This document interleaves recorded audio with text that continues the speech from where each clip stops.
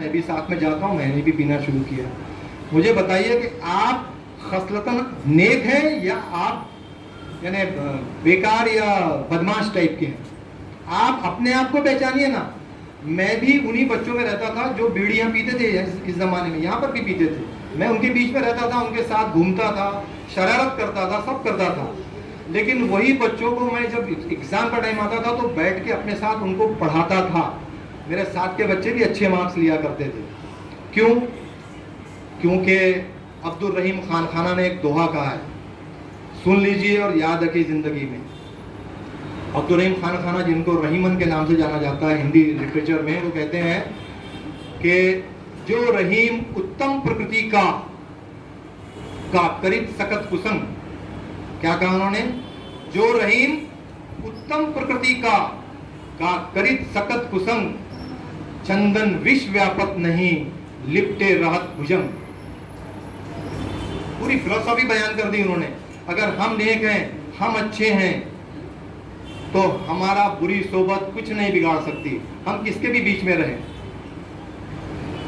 मैं एम्प्रेस हिल में जब वॉचमैन के तौर पे नौकरी करने लगा तो मेरे साथ में लोग जो थे वो आधे से ज़्यादा शराबी थे।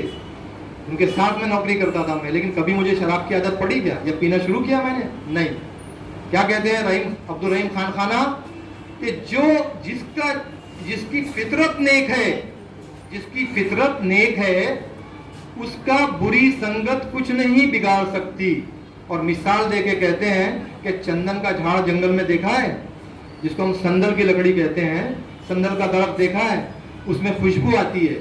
उस खुशबू की वजह से नाग, काले नाग, भुजंग, हिंदी में उसको भुजंग कहा जाता है। भुजंग का मतलब होता है काला नाग। तो चंदन विश्व व्यापक नहीं लिपटे रहत भुजंग।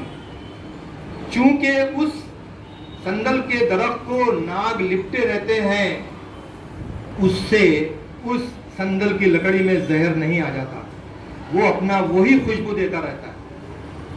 तो आप अगर नेक फितरत के हैं, आपके वालिदैन नेक हैं, आपको दीन की तालीम दी जा रही है, तो उसके बाद में आप ये छोटे मोटे कुछ साथियों के बोलने पर और साथ में मिलकर आप भी बुरी सोबत, अरे अपनी अच्छाई उनको अच्छा बनाइए ना। वरना आप में आप और एक बदमाश में, एक बदतरीन शख्स में क्या फर्क है? होना तो ये चाहिए कि भाई मैं अच्छा हूं तो मैं अपने साथियों को बेहतर बनाऊंगा। मेरे दोस्तों में उनकी वालिदाएं मेरी बहुत इज्जत किया करती थी, बहुत बोला करती थी। मैं कभी किसी दोस्त के यहाँ जाता था तो बड़ा मुझे रिस्पेक्ट देती थी। वजह क्या थी? वही बोलती थी, आपके साथ आने के बाद मेरा बच्चा थोड़ा पढ़ाई में इंटरेस्ट ज़्यादा लेने लगा। तो आप भी ऐसे बनिए ना। आप ऐसे क्यों बन रहे हैं कि वो बुरा है तो मैं भी उसके साथ बुरा बन जाऊँ? दूसरी बात ये कि देखिए, मैं अभी इससे पहले भी कहा कि किस्मत का रोना या ये हालात का रोना, ये सब बेकार की बात है, मैं तो नहीं मानता। मैंने लेक्चरशिप तक पहुंचा, लेक्चर बना, उसके बाद में देखिए मुझे ऐसा लगा कि मैंने कोई बिजनेस करना चाहिए। मैं अभी भी एक्टिव अल्हम्दुलिल्लाह। मैंने लैंड का काम शुरू किया। एक मिसाल आपको इसलिए दे रहा हूँ कि लोग कहते हैं भाई मौके नहीं है।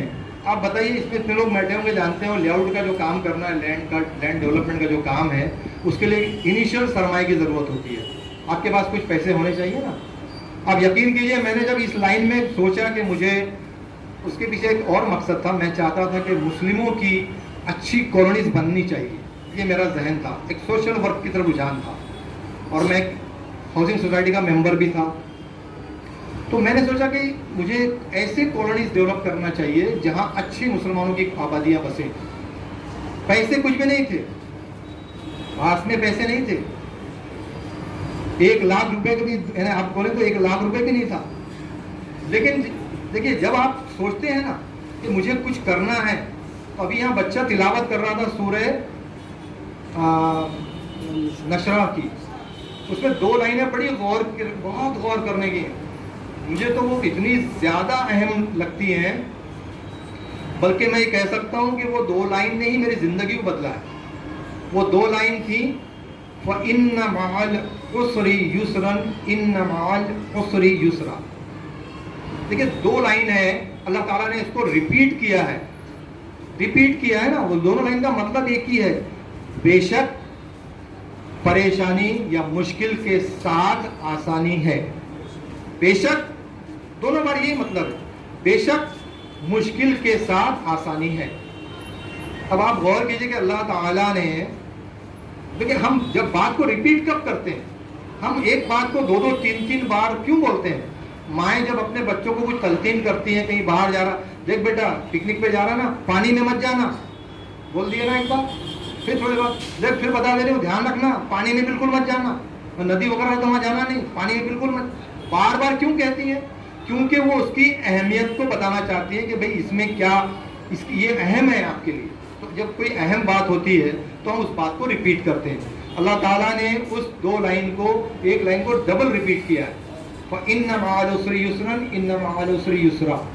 बेशक हर मुश्किल के साथ आसानी है, बेशक हर मुश्किल के साथ आसानी है।